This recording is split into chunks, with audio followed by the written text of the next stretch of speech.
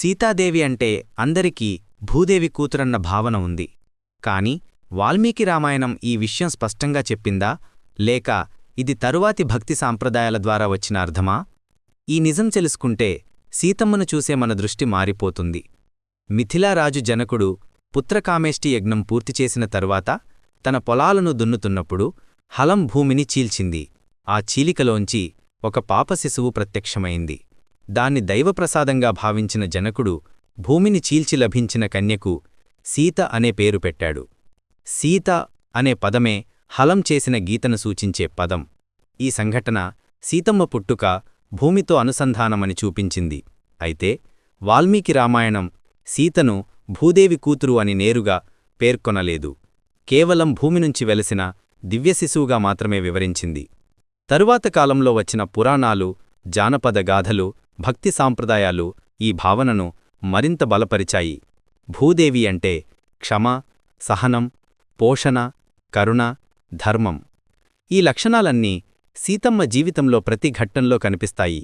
రావణుడి బంధంలో కూడా ఆమె ధర్మాన్ని విడిచిపెట్టలేదు. రాముడిపై విశ్వాసాన్ని కోల్పోలేదు. రాముడి పరీక్షల సమయంలో కూడా తన గౌరవం కోసం భూమాతను ఆశ్రయించింది. అశ్వమేధయజ్ఞం తర్వాత సీతమ్మ తన పవిత్రతను మళ్లీ నిరూపించమని అడిగినప్పుడు ఆమె మాతృభూమిని ప్రార్థించింది. నా జీవితం నిర్దోషమైతే భూమాత నన్ను నీ ఒడిలోకి తీసుకో అని.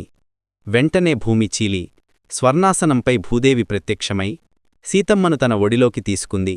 ఈ ఘట్టం ఆమె భూదేవి స్వరూపమేనన్న భావనను పునరుద్ధరించింది.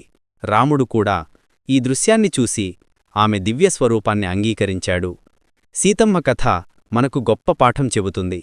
ధర్మం కోసం, సత్యం కోసం ఎంత కష్టం వచ్చినా సహనం కోల్పోవద్దు. భూమి అన్నింటినీ మౌనంగా భరిస్తుంది. అలాగే సీతమ్మ తన కష్టాలను భరిస్తూ ధర్మాన్ని నిలబెట్టింది. ఆమె పుట్టుక భూమి నుంచి కావచ్చు, కాని ఆమె గొప్పతనం ఆమె ఆచరణలో ఉంది.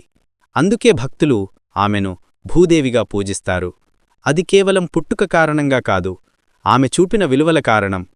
సీతాదేవి మనందరికీ గుర్తుచేస్తుంది, ధర్మమార్గం ఎప్పుడూ సులభం కాకపోయినా అది ఎప్పటికీ శ్రేయస్సుకే దారితీస్తుంది. ధన్యవాదాలు.